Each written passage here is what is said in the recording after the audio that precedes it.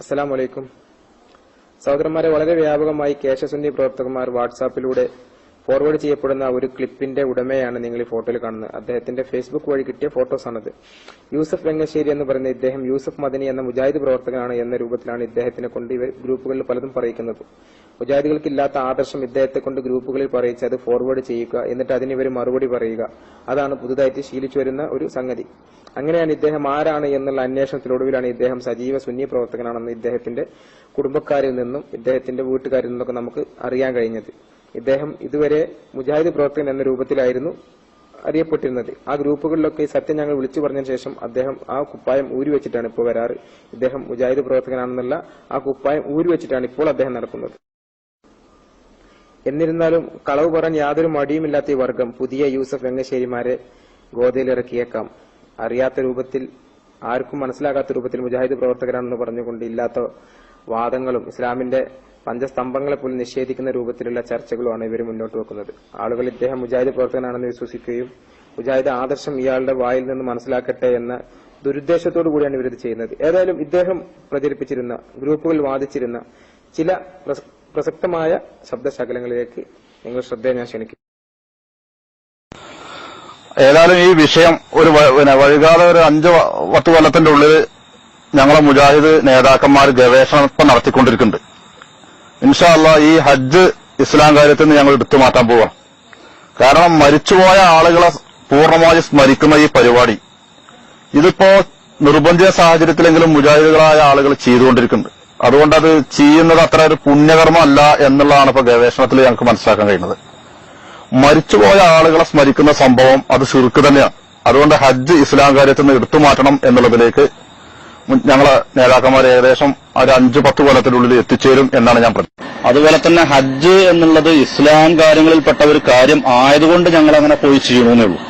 കാരണം ഈ ഹജ്ജ് പരിശോധിച്ചാൽ തന്നെ ഹജ്ജിലുള്ള ഓരോ കാര്യങ്ങളും അത് ശിർക്കിലേക്ക് പോകുന്ന സംഭവങ്ങളായിട്ടാണ് ഞങ്ങളുടെ ഓരോ വിഷയങ്ങൾ. ഹലോ, അസ്സലാമു അലൈക്കും.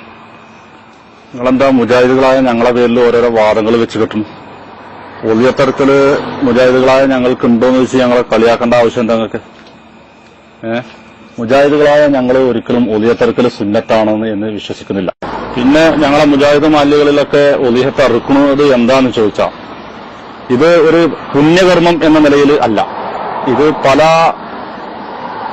രൂപത്തിലാണ് നടക്കുന്നത്. കാരണം ഒരു നാട്ടിലെ എല്ലാ ആളുകളും പഴയ പ്രവാചകന്റെ കാലം മുതൽ ഇത് ചെയ്തു പോകുന്നത് കൊണ്ട് അതങ്ങനെ ചെയ്യണു എന്നുള്ളൂ.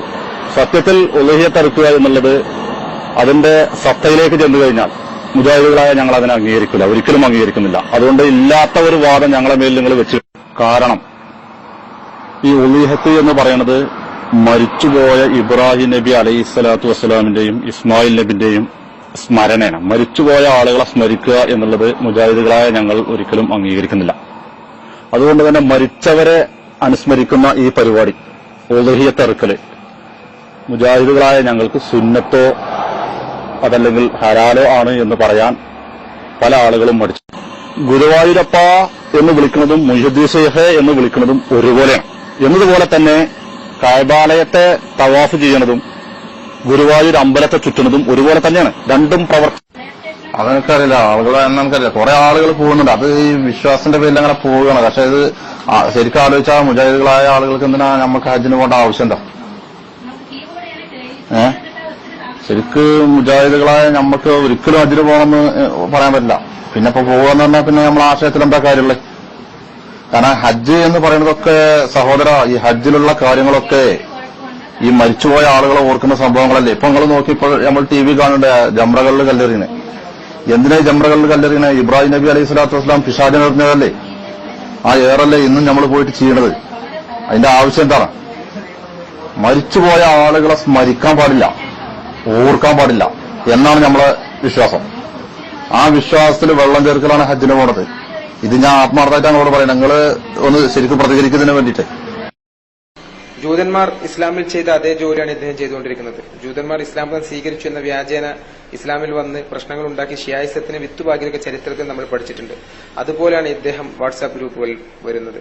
വാട്സാപ്പ് ഗ്രൂപ്പുകളിൽ ഇദ്ദേഹം വന്നുകൊണ്ട് ഞങ്ങൾ അള്ളാഹുവിന്റെ റസൂലിന്റെ മദ്ഹ് പറയുന്നത് ഷിർക്കാണെന്ന് വിശ്വസിക്കുന്നു, അള്ളാഹുവിന്റെ റസൂലിന്റെ ഒരു നന്മകളും പറയാൻ പാടില്ല, അത് ഷിർക്കാണ്, അതുകൊണ്ടാണ് ഞങ്ങൾ മൗലൂദിനെ എതിർക്കുന്നത് എന്ന് പറയുമ്പോൾ നമ്മുടെ സഹോദരങ്ങൾ അദ്ദേഹത്തോട് പറഞ്ഞു, ഇല്ല, ഒരിക്കലും അതുകൊണ്ടല്ല. മൗലൂദിൽ അള്ളാഹുവിന്റെ റസൂലിന്റെ മദ്ഹില്ല, അതിനകത്ത് ഷിർക്കൻ വരികളും കള്ളക്കഥകളുമാണുള്ളത്.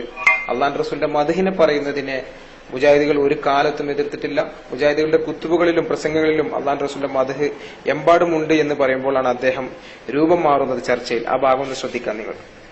മൗലൂദും മതവും രണ്ടും രണ്ടാണത്രേ. സുഹൃത്തെ, ഞാൻ ദേഷ്യപ്പെട്ട് നിന്നെ കുറ്റം പറഞ്ഞിട്ട് കാര്യമുണ്ടോ?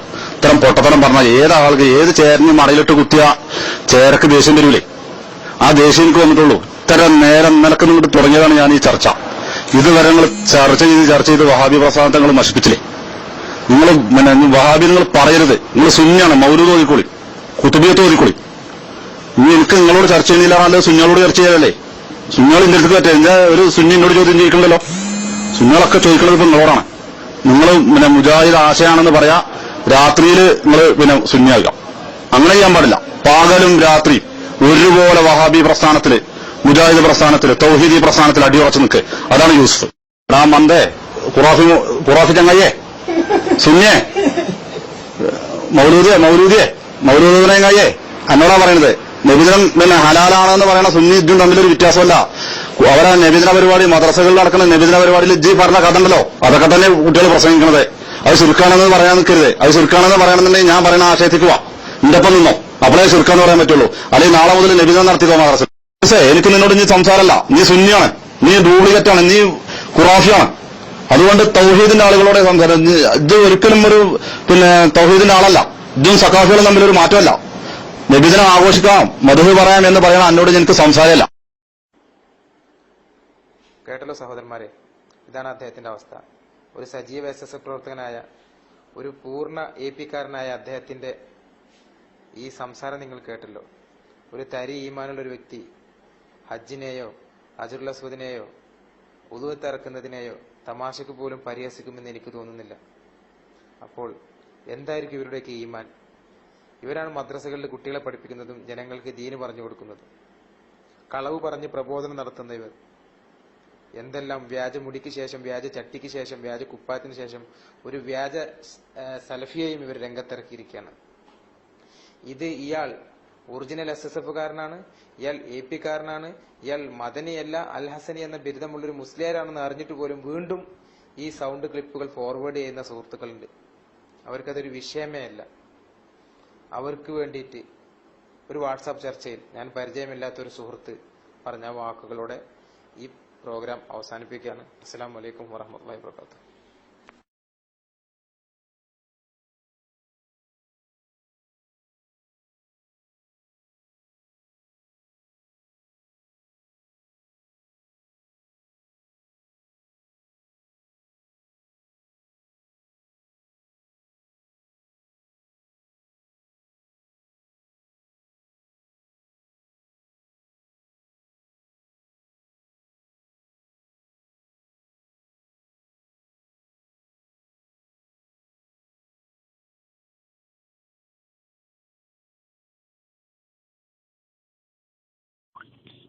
അസ്സലാമു അലൈക്കും വറഹ്മത്തുള്ളാഹി വബറകാതുഹു. പ്രിയമുള്ള മുസ്ലിം സുഹൃത്തുക്കളെ, നമ്മൾ പല ഗ്രൂപ്പുകളിലായി ഇവിടെ മുജാഹിദ്, സുന്നി എന്നും അതുപോലെ തന്നെ സുന്നി ആദർശമെന്നും സുന്നി പടയണി എന്നും എന്ന ഗ്രൂപ്പിലൊക്കെ ചർച്ച ചെയ്തുകൊണ്ടിരിക്കുകയാണ് സുന്നി മുജാഹിദിനെ കുറിച്ച്. അപ്പോൾ വളരെ വേദനകരമായ ഒരു സംഭവമാണ് ഇവിടെ നടന്നിരിക്കുന്നത്. ഒരു യൂസുഫ് എന്ന ഐഡിയയിലുള്ള ഒരാളെ മുജാഹിദ് വേഷം കെട്ടിക്കൊണ്ടുവരികയും അദ്ദേഹം എന്തൊക്കെയോ വായിൽ തോന്നിയത് വിളമ്പുകയും അത് മുജാഹിദ് പ്രസ്ഥാനത്തിന്റെ മേലിൽ വെച്ച് കെട്ടാനാണ് ഇവിടെ സുന്നി മുസ്ലിയാക്കന്മാർ അഥവാ പൂർണ്ണമായും മുസ്ലിയാക്കന്മാരുള്ള ഗ്രൂപ്പുകളാണ് ഇപ്പോൾ ഈ പ്രചരിപ്പിച്ചുകൊണ്ടിരിക്കുന്നത്. ഇത് മുജാഹിദ് പ്രസ്ഥാനം എന്ന് വേണ്ട ഇസ്ലാമിന് പോലും നിരക്കാത്ത തരത്തിലുള്ള വാദങ്ങളാണ് ആ യൂസുഫ് എന്ന ഐഡിയക്കാരൻ പറഞ്ഞത്. അത് വ്യക്തമായിരിക്കുകയാണ്, അത് ഒരു മുസ്ലിയാറാണ് എന്നുള്ളതിൽ യാതൊരു സംശയവും ഇല്ല. അതുകൊണ്ട് തന്നെ നിങ്ങൾ ഗ്രൂപ്പിൽ ആഡ് ചെയ്യുകയും അദ്ദേഹത്തെ ആഡ് ചെയ്യുകയും ഇപ്പോൾ മൊബൈൽ വിളിക്കുമ്പോൾ മൊബൈൽ സ്വിച്ച് ഓഫ് ആക്കി വെച്ചിരിക്കുകയാണ് ഈ യൂസുഫ് എന്ന് പറഞ്ഞത്. ഞാൻ ചോദിക്കുന്നത് നിങ്ങളോട്, ഇസ്ലാമിനെതിരെയാണ് നിങ്ങൾ കളിക്കുന്നുള്ളത്, അല്ലാണ്ട് മുജാഹിദ് പ്രസ്ഥാനത്തിനെതിരെയല്ല.